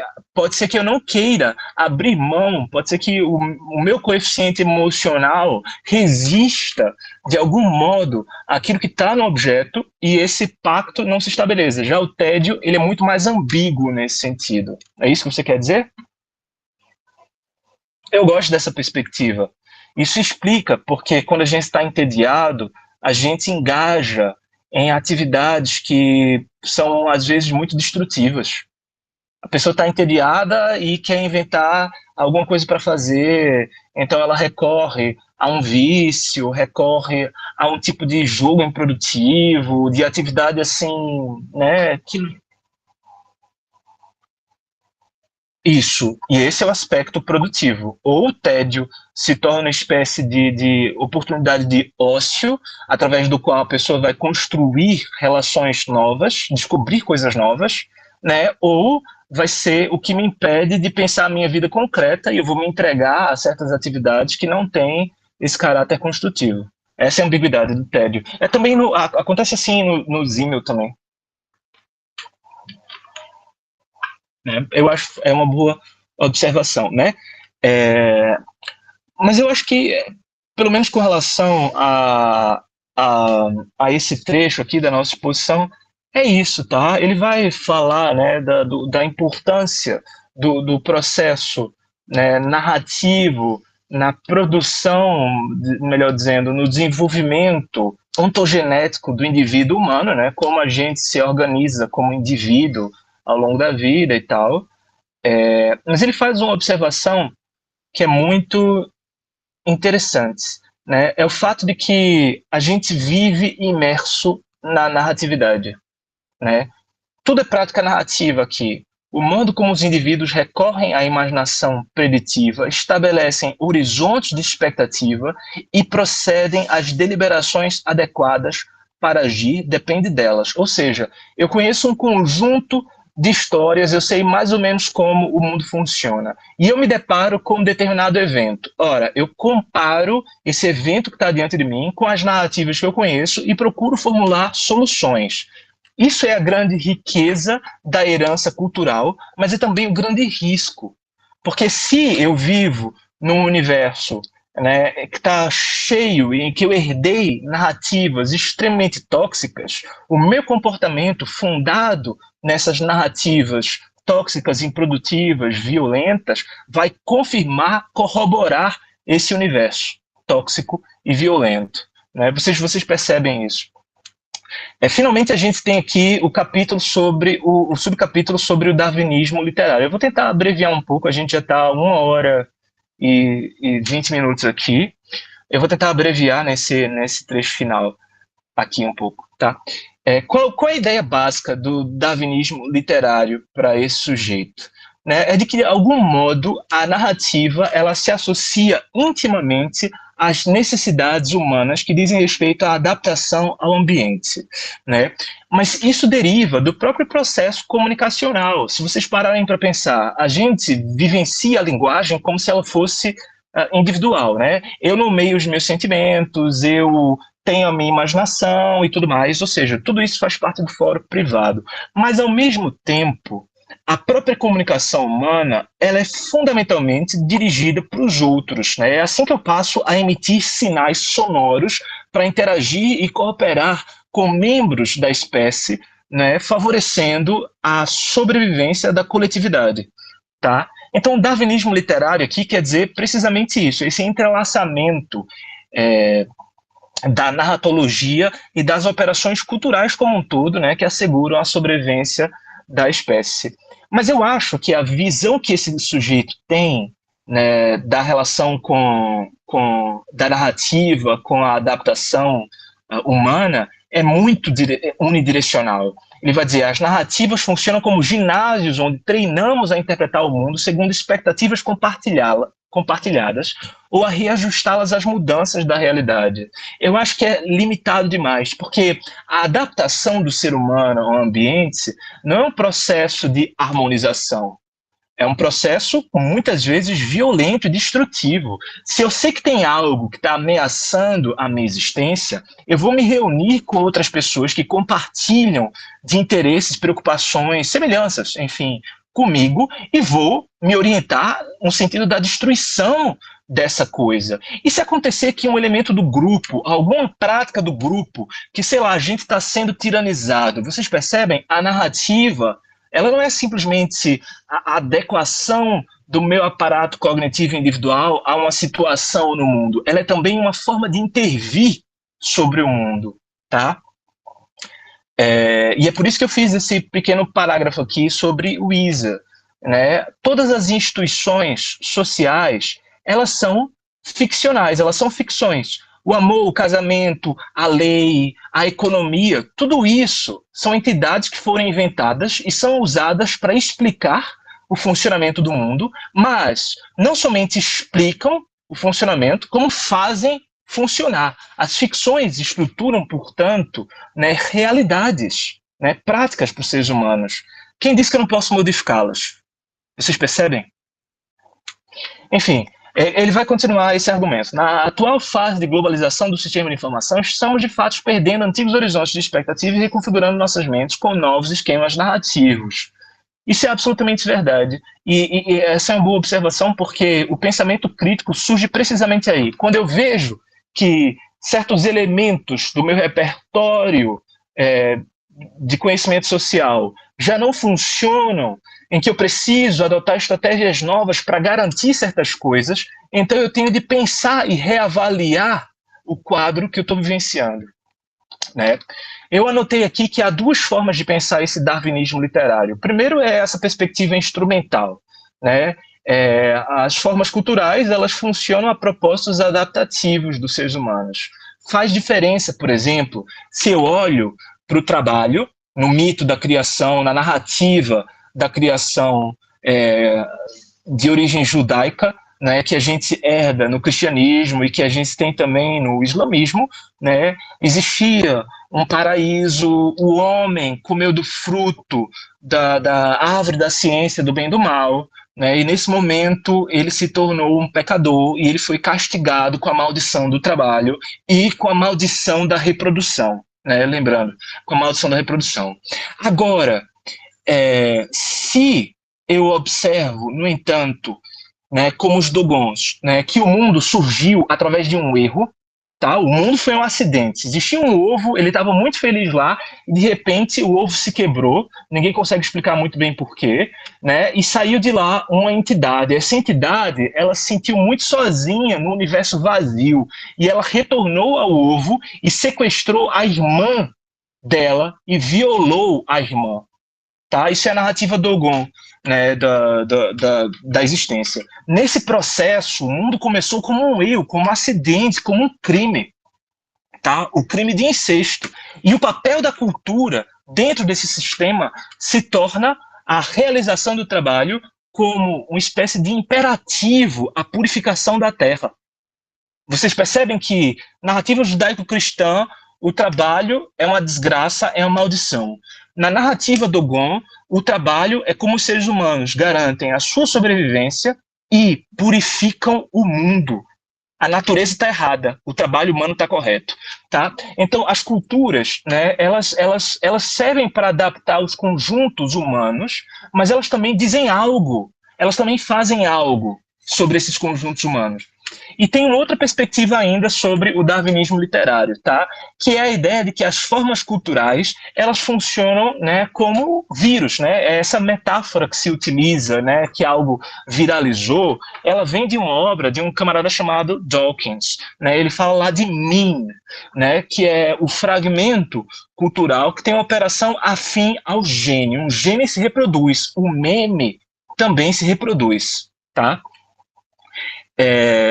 Mas essa discussão dele sobre o meme, na verdade, remete a uma discussão muito anterior, do século XIX, em Hegel, mas cuja melhor formulação em termos de crítica cultural é a do Simmel, no início do século XX. Tá? É a ideia de que as formas culturais, elas querem assegurar a própria sobrevivência e os seres humanos são reduzidos aos recursos de que as formas precisam para se reproduzir. Isso é muito louco, tá? Que a gente aqui está vivendo a Matrix, né, praticamente. Então eu dei exemplos aqui, né? Formas virais de estupidez contemporânea, Italian Brain Rot, né? 6-7 e várias trends, a música estúpida, né? A gente vai dormir e o negócio está lá grudado na nossa cabeça, né? Impedindo a gente de pensar. Isso não é à toa, tá? Essa perspectiva coloca o seguinte, né? As formas culturais necessariamente avançam, fazem algo com os seres humanos e facultam, né, a sobrevivência. Os seres humanos não são absolutamente os donos das formas culturais. A gente não é dono dos objetos. A gente está numa relação tensa com eles. Então, eles exercem força, eles exercem apelo, para a gente, tá? Isso é uma teoria que a gente chama teoria da affordance, né? As coisas suscitam seu uso em alguma medida, tá? Né, existe elas disponibilizam algo para a gente, as coisas, os objetos, as formas, né? Elas têm uma pregnância, uma affordance, né? Uma disponibilidade. Enfim, então as formas culturais, elas podem ser formas que são produtivas no sentido da emancipação, da sobrevivência, da luta contra a crueldade e a maldade das coisas, ou elas podem ser formas que estão ali viciando a gente, né, dentro de um determinado contexto civilizacional. Tá? A gente pode discutir isso melhor em outras condições. Depois vem a questão da função adaptativa da narrativa. Até aqui está tudo bem, pessoal? A gente está quase terminando. Aqui eu já falei assim tanta coisa. A gente tá quase. Tranquilo. Tá tudo bem, pessoal? Ao que parece. Né? Tá. Então, basicamente, nessa função adaptativa da narrativa, a gente já entendeu isso do darwinismo. Né? Aqui ele vai falar precisamente do papel da contrafactualidade. Né? O que é a contrafacção? É você construir algo que não está presente, né, de maneira imediata, não está disponível aqui. Isso tem usos, tá? Isso tem usos. Mas a própria contrafactualidade tem certas regras, tá? Antes da gente prosseguir, tem certas regras. Existe, né, a necessidade de que o universo contrafeito tenha certas regras que estabelecem, delimitam esse universo. Né? Então, por exemplo, eu não acredito em coelhos carnívoros. Né, mas né, se vocês encontrassem um coelho abatendo, né, um animal para comer a carne dele, vocês iam ficar estupefatos com isso, correto? Mas se eu construir uma ficção que permita imaginar coelhos carnívoros ou lobos vegetarianos, né, ou qualquer coisa análoga, né, então eu vou estabelecer um mundo contrafactual coerente. Tá? Essa é a ideia básica. O contrafactual é, ao mesmo tempo, uma representação da realidade, porque precisa de elementos da realidade que eu experienciei, e constrói, né, um certo universo autônomo ali. Tá? Agora, qual é o grande lance da contrafacção? É que, na verdade, a gente vive em mundos contrafactuais o tempo todo, tá? A gente sempre observa a realidade, infere certas regras, estabelece esses frames.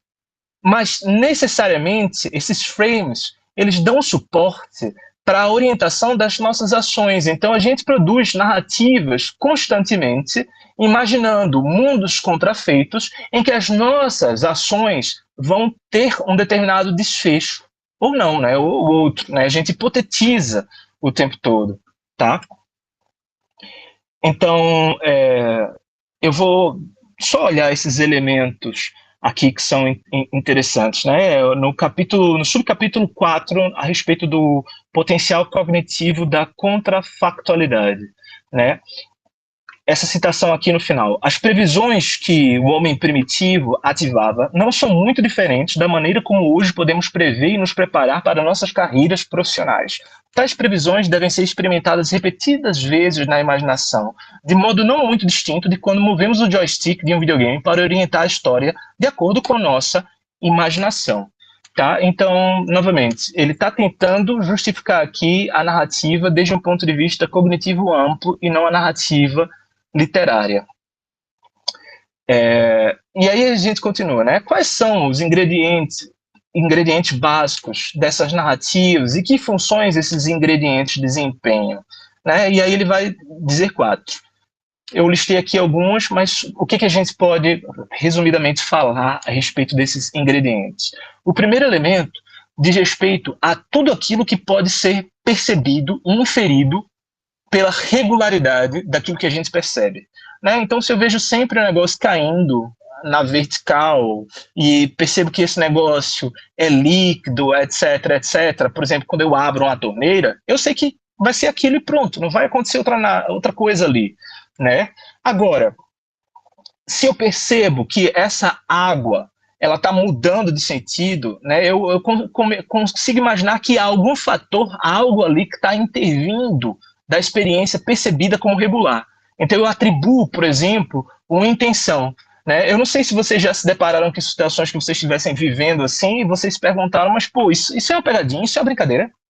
Né? Quer dizer, a gente está mensurando as regularidades que a gente percebe e está atribuindo a hipótese de que há uma agência, há uma intenção por trás, não é? Porque o fenômeno parece divergente para a gente.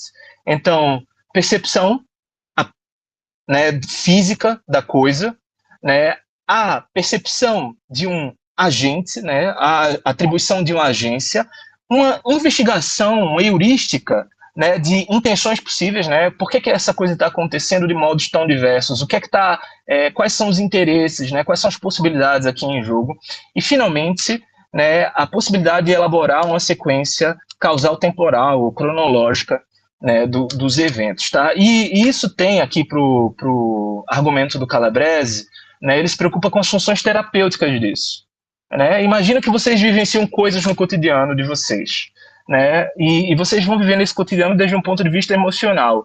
Vocês precisam formular pequenas narrativas para detectar, né, os fatores que estão intervindo com vocês no cotidiano e que estão mexendo. De repente são coisas às quais vocês não estão dedicando tanta atenção, mas interferem ali, e vocês precisam dessa técnica do emplotment psicoterapêutico, né, para se dar conta disso e poder formular uma alternativa. Tá? Então, essa visão que o Calabrese tem da narratologia é realmente bem ampla, né, para além da narratologia literária.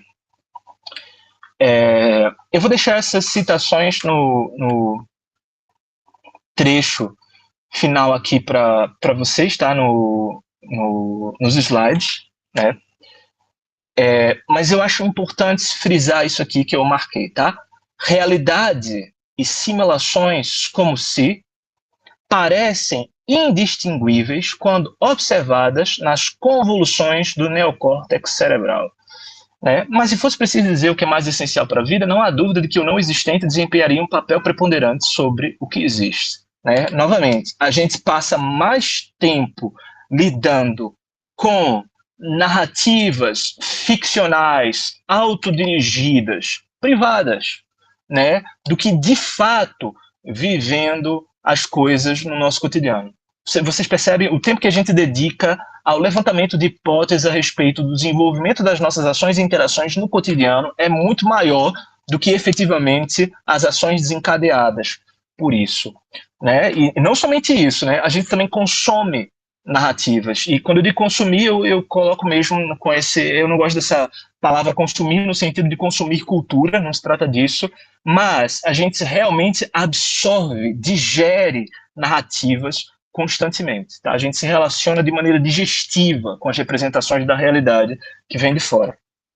Mas esse tópico, né, a realidade e as simulações, elas são indistinguíveis. Isso é muito importante para algo que a gente já vem discutindo aqui muitas vezes, que não existe uma categoria, não existe uma percepção mental do estatuto ficcional do objeto. Quando eu sou transportado pela ficção, quando eu estou lendo a historinha e vendo os personagens agir, e o narrador, ele fala de um certo gosto de cores e coisas assim, eu vou processar imaginariamente essa informação linguística, mas no processamento imaginário dessa informação linguística, eu vou fazer conexões com áreas do meu cérebro que seriam ativadas caso eu estivesse diante, né, do elemento propriamente. Então, se alguém diz que um muro é amarelo, eu vou lembrar da cor amarela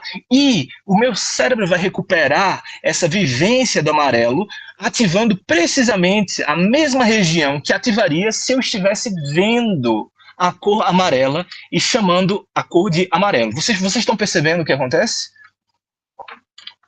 Todo substrato perceptivo, material da experiência humana é ativado por meio da representação verbal. O cérebro não distingue a representação verbal da coisa representada.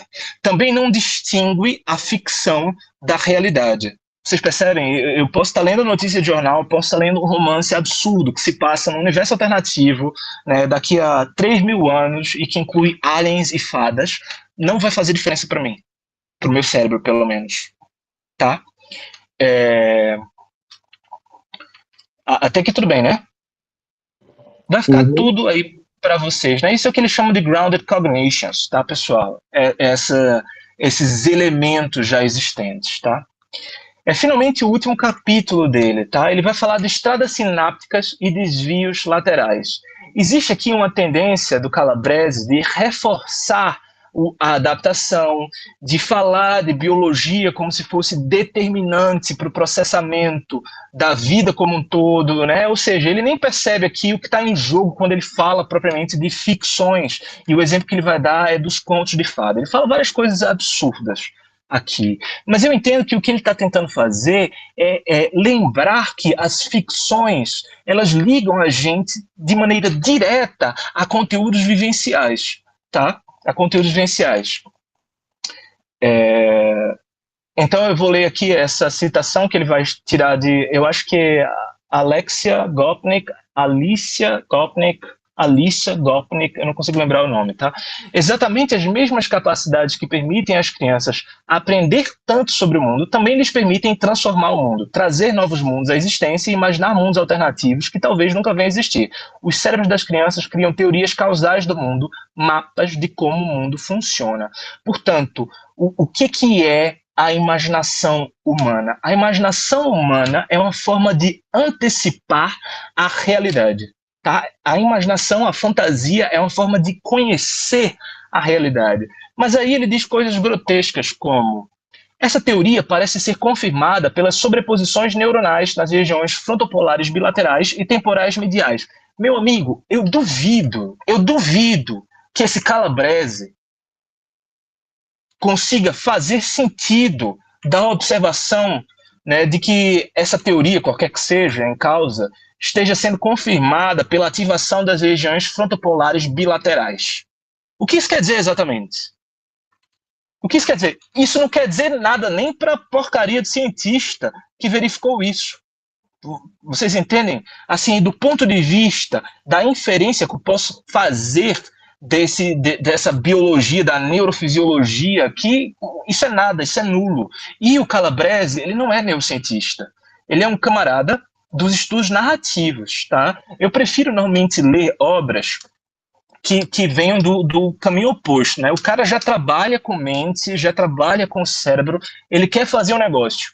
Porque com o conhecimento que eu tenho de teoria, eu posso dizer, você está tentando fazer isso. Mas esse cara vem da teoria e está tentando fazer o contrário. Então ele cria, assim, uma situação que para mim é muito constrangedora. Né? Essas observações são muito constrangedoras, tá? Mas ele dá aqui uma definição de forma que é muito legal, né? Os contos de fada interessam aos neurocientistas, antes de mais nada, porque são narrativas transmitidas de uma geração a outra por via oral, tá? Até aqui tudo bem. Com arranjos formais, como descrições formulaicas, repetições e isotopias claras, sendo, né, ele explica isotopia, sendo uma isotopia um tema dominante e recorrente, né? Então aqui a gente está lidando com uma definição cognitiva de forma, ok? A forma, ela atua como atrator cognitivo, e aí ele vai explicar. A recorrência de fórmulas fixas delimita o conto de fadas e atua como um sinal que permite ao usuário reconhecer imediatamente o gênero discursivo, ativando os mapas neurais apropriados para sua interpretação. Um conceito muito parecido com isso de atrator cognitivo aí é precisamente o de horizonte de expectativas.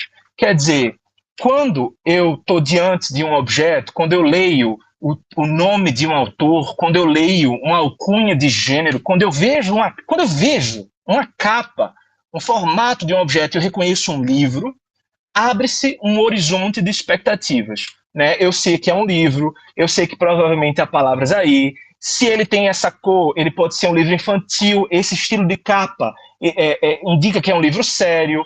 esse autor, eu sei que pertence a esse universo literário, ou ele é canônico, ou ele pertence a um meio da arte de massas.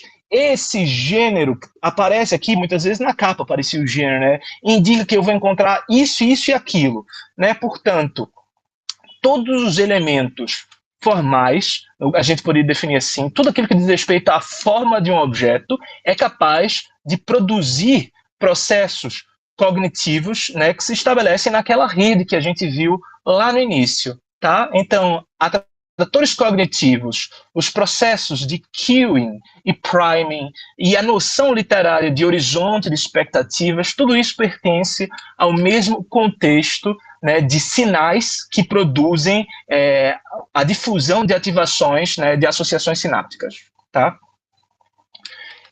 Eu acho interessante isso aqui também que ele vai colocar, tá? Que está aqui no meio. Quando a criança de 10 anos começa a codificar uma ideia de plausibilidade, em outras palavras, uma espécie de média do que conta como existência real, ela ainda tende a considerar eventos anômalos e netos, como um tsunami, como ficcionais. Apenas posteriormente, marcadores contextuais permitirão à criança distinguir o verdadeiro do falso. Tá? É muito interessante pensar isso, né? Porque o que isso implica para a gente aqui, né? A criancinha de 3 anos, né, de 4, 5 anos, ela não entende exatamente que, sei lá, Jesus é um personagem histórico, mas é também Deus dentro do contexto religioso, e que o super-homem é um personagem ficcional e não histórico. Tudo aquilo está misturado, assim, né, amalgamado na mentalidade infantil. Só com o tempo a gente começa a elaborar categorias em que a gente inclui certos seres como figuras imaginárias e outros seres como seres reais. Né? Por exemplo, a gente não assume, né, que um ser humano possa sair voando pelos ares. A gente diz, tudo bem, é um alienígena. A gente diz, mas eu nunca vi, portanto pertence ao mundo ficcional, isso aqui é o Superman. Mas a gente assume que um homem que encarna Deus pode realizar o milagre de andar sobre as águas. Tá? E aqui não é questionando, né, a crença nos milagres nem nada. É só para que a gente entenda que a própria realidade, tal como a gente a concebe, é submetida a um processo constante de categorização. Essa categorização vai definir, ou vai ser definida, pelo menos, né, em termos de uma plausibilidade, né, de critérios médios para aquilo que eu posso considerar como válido desde um ponto de vista real ou puramente ficcional. Tá? Ou puramente ficcional. Isso é um processo complexo de aprendizagem. Tá? Tudo isso para dizer o quê? Para dizer que a própria realidade é, na verdade, o caso de uma estrutura ficcional que se estabilizou enquanto representação eficiente à própria sobrevivência. A realidade é estruturada pela ficção. Só depois eu decido o que é plausível ou não, quando eu organizo essa realidade em categorias. Tá? E aí ele vai, né, continuar isso aqui, vai falar um pouco mais sobre ficção, e ele vai misturar várias coisas aqui no final desse capítulo. Né? Mas ele vai falar uma coisa muito interessante, que ele vai falar de uma proliferação de metalepse. É um fenômeno que a gente observa hoje. Né? Metalepse é um salto narrativo, tá? Dentro de um determinado discurso. Né? A gente tem meta, que é o prefixo grego para transposição, e lepse, né, que quer dizer salto, tá? Que quer dizer uma mudança, um shift. Né? Então é metalepse se o narrador está contando a história, né, de um sujeito e subitamente esse sujeito, esse personagem, fala com o narrador no meio da narrativa. Tá? Outro tipo de metalepse é quando o sujeito, né, a gente está vendo um filme e o personagem do filme olha diretamente na câmera, né, e fala comigo como espectador. É como se ele estivesse rompendo a própria narrativa ali, saltando para fora dela. Tá? Tem vários filmes que lidam com esses saltos, né, narrativos, né, e que lidam com o problema da ficcionalidade da realidade. Eu dei um exemplo, né, para vocês ontem, para os alunos ontem, né, do filme Who Framed Roger Rabbit, de 1988. tá? É muito interessante, eu mandei o trailer para vocês, porque isso começa lá atrás, na verdade, né? 6 personagens em busca de um autor, eu acho, é o nome da obra, de um italiano, né? Ou quando você volta para o romantismo mesmo, né? A ideia de um duplo, que é da minha fantasia, mas que escapou, a minha sombra e tal, né? Isso me coloca o personagem numa relação de contraposição tensa com a própria fantasia. Mas o fato é, a gente vive hoje uma espécie de foco, né, nessa... Várias formas culturais focam, tematizam, né, se centram nessa relativa indistinção entre o ficcional e o real. E aqui ele vai mencionar Harry Potter como exemplo e tudo mais, tá? E vai terminar com essa frase aí muito, muito chique, né, a ficção engendra a realidade e a realidade confirma a ficção, tá? Aqui no final do nosso coisa, tá? Só para passar assim em vista, eu coloquei, né, no final dos slides, um sumário aqui das questões principais. Eu fiz observações melhores sobre adaptividade, preditividade e tudo mais, e fiz também algumas sobre essa coisa das estradas sinápticas e dos desvios. Quer dizer, a metáfora da estrada sináptica é sempre que eu tenho pensamentos e faço associações recorrentes, eu estabeleço um vínculo forte entre esses elementos. Só que essas estradas sinápticas, elas são feitas de pequenas ramificações também, que me permitem, né, chegar a essas estradas através de outras vias, pequenas informações que vão suscitar, né, essas informações, essas vias mais usadas. Vocês entendem a metáfora da estrada sináptica e dos desvios laterais ou das vias laterais? Percebem isso? Associações que vão ser mais cotidianas, repetidas, automáticas, e as outras laterais, né, que vão desviando o curso, né, dessas sinapses, tá? Enfim, eu coloquei por fim aqui um anexo sobre o modelo do Heron, né, o IDPRA, e também sobre emoções, né, epistêmicas, sociais e de fundo, que eu acho que são importantes para que a gente pense a literatura desde um ponto de vista cognitivo. Pessoal, vocês têm questões, pessoal? Comentários? Querem fazer relações?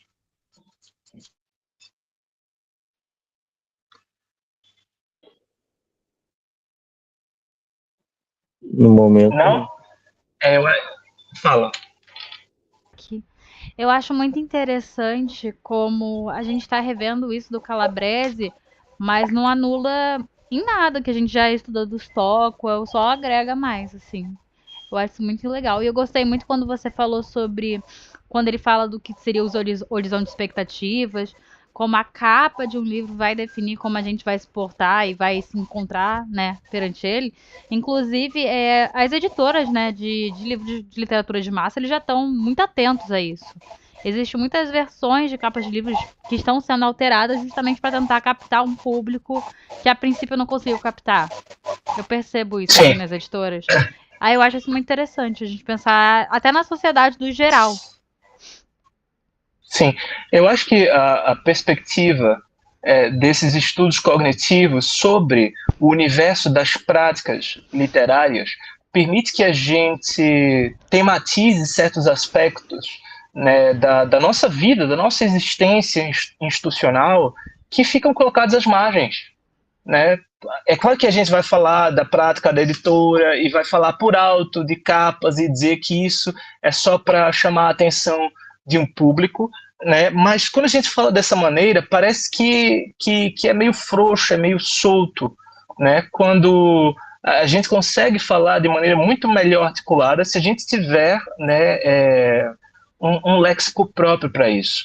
Para mim, a grande contribuição, eu não coloquei aqui, mas a grande contribuição dos estudos cognitivos depende precisamente de como aborda esse substrato emocional humano, porque a literatura é isso. A literatura não é só emoções, mas ela usa dessas emoções porque é por meio dessas emoções que o sujeito humano se vincula ao mundo. Então, é lendo sobre o sofrimento humano, é lendo sobre a felicidade, que o sujeito humano constrói seu próprio repertório de coisas a não fazer, a indignação, a consciência, né, de si, do seu grupo, da sua comunidade, dos seus interesses e do que é o outro, do que ameaça, do que me destrói. Né? É precisamente a ficção que me permite negociar os desejos, né, que eu tenho e que eu formulei como sujeito humano e o espaço institucional que não permite que os meus desejos se exprimam. E então eu preciso modificar esses espaços. Percebem? Então a ficção, ela é uma força estruturante da nossa relação com a realidade porque ela lida com os elementos mais profundos da experiência humana. Então, é claro, a gente olha e pensa, a pessoa ali está lendo um livrinho bobo que conta romancinho, mamão com açúcar, né, que é aquilo, o casal se apaixona, alguma coisa acontece, aí depois eles se reencontram, fica tudo bem, qualquer coisa assim. Né? Mas a gente olha para isso e a gente pensa que ridículo, mas de algum modo essa obra está funcionando, está oferecendo uma estrutura para capturar os desejos e anseios dessa pessoa.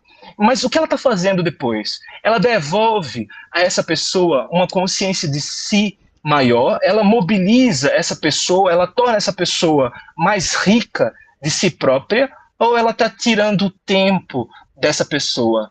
Ela está colocando e aprisionando a pessoa numa espécie de loop emocional, de consumo e por aí vai. Então, para mim, né, esses estudos cognitivos permitem lidar com essas preocupações mais amplas da inserção da literatura na realidade social, mediada, claro, desde um ponto de vista psicológico, mas também permite acelerar a crítica do valor. Acelerar não, repensar a crítica do valor. Né? Porque, de outra maneira, ficaria muito... Né, você é um elitista, você não gosta dessa ficção, você acha que emburrece, né, que isso emburrece? Eu digo, não, eu não somente acho que emburrece, eu consigo comprovar que emburrece. Vocês percebem? Né? Que isso é só uma estratégia comercial, né? Talvez não emburreça, talvez seja nulo, mas não poderia haver uma coisa melhor no lugar? Ou esse recurso aqui, ele serve a que propósito? Né? Enfim, eu acho que é uma perspectiva muito rica a respeito dessas coisas todas. E o Calabrese ajuda, sim, de fato, a gente a dar uma configuração mais específica para o problema da cognição. Não, sim, e exatamente, você falou de uma literatura de massas bobinha e até deu o exemplo de um romance entre duas pessoas. E quando eu tava pensando, você falou sobre o horizonte de expectativas e sobre como até a capa, eu lembro que no Stockwell ele fala de Deitko, que a capa também é um Deitko que vai apontar pro leitor o que vai acontecer. Eu pensei num livro que teve a capa mudada, assim, recentemente, deve ter 1 ano e pouco. Eu nunca li ele, mas eu já vi passando assim na internet, que se chama Vergonha. Ele antigamente tinha uma capa que era um homem sem camisa, sarado, e aí decidiram mudar essa capa para uma flor vermelha e tal. E eles falaram que essa mudança foi justamente porque a capa vocês com o homem sem camisa... Vocês podem ligar a câmera de vocês, tá? Mas tá. Vergonha, capa do homem sem camisa, as pessoas não estavam comprando, né? Porque fala assim, não, porque tá levando só pra questão de ser um livro hot, de ter um erotismo. Sendo que depois eles falam assim, não, porque a obra não tem só um casal que se pega, não, mas apresenta duas pessoas que estão passando por um momento de dificuldade, que estão passando por questões complicadas, eles não estão sabendo se envolver com outras pessoas dentro da realidade, da sociedade que eles estão vivendo, e eles se encontram ali, se identificam e começam a ter uma relação. E eles decidiram mudar essa capa justamente para entregar um ar mais de drama do que de erotismo em si. Nem erotismo, né? Tá, eu percebo. O que acontece, né, na questão da capa? Você utilizou muitas expressões aí. Um primeiro elemento, né, que a gente pode pensar quando você falou da função deitica da capa, que toda narrativa se estabelece num shift, num salto deítico fundamental, né? Eu tô aqui na minha consciência falando com vocês agora, etc, etc. Mas, para que eu tenha uma narrativa, em vez de estar vivendo, para que eu faça sentido dentro dessa moldura da cognição narratológica, eu preciso de um salto entre...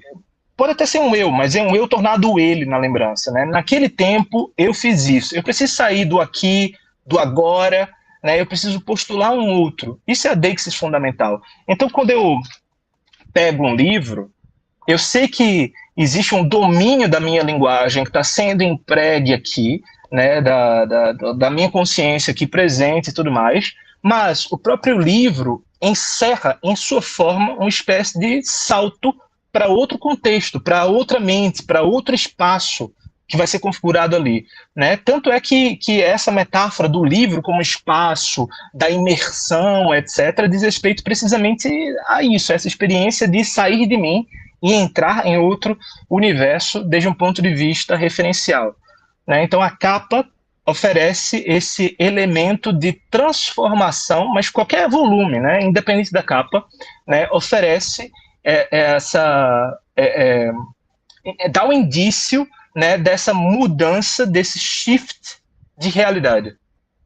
Né? Uma hora eu estou atento a tudo aqui, mas eu sei que no momento que eu abrir isso aqui e começar a ler, eu vou estar processando outras coisas de outra natureza. E o outro elemento que você colocou diz respeito à categoria mais semântica mesmo, né? Que é que tipo de horizonte de expectativas é aberto, né? Que informação isso aqui está dizendo sobre os conteúdos que eu devo esperar? Eu, por exemplo, se visse, né, tivesse andando e encontrasse uma capa de um homem seminu e tudo mais, eu não ia pensar que aquilo era hot. Eu ia pensar que aquilo provavelmente era hot gay. Sério? Porque para você, quando você pensa em romance hot, você já qualificou o público feminino. Mas do meu ponto de vista, quem se relaciona com o corpo masculino, né, se fosse um homem, seria... Dá para entender a coisa do horizonte de expectativa, né? Você já tem mais informação, então você já conhece mais. Se eu visse um cara seminu, eu não ia pensar uma mulher vai ler isso. Não, ok. Eu ia pensar, é o corpo masculino sendo explorado. E por aí vai. Né? Desde um ponto de vista erótico. Né? Então, né, dá para ver que a mesma figura provoca ativações distintas, né, nisso, isso de Killing e Prime e por aí vai. Sim. Mas mais comentários, pessoal? A gente passou um tempão aqui, né? Olha, eu agradeço a paciência de vocês. Eu vou deixar esse material disponível, né? Quando a gente colocar no YouTube, eu também vou colocar os slides e eu fiz o fichamento. O fichamento eu fiz, inclusive, né, com a tradução em português, tá? Então eu posso mandar o fichamento em português, o link para tudo, né? E é isso, pessoal. Valeu a participação de vocês. Mais questões, comentários, pessoal? Aparentemente não. Não, o pessoal tá suave. Então, tchau, pessoal. Falou, adeus, sejam felizes. Né? Eu lamento que a gente esteja vivendo a greve, mas falar assim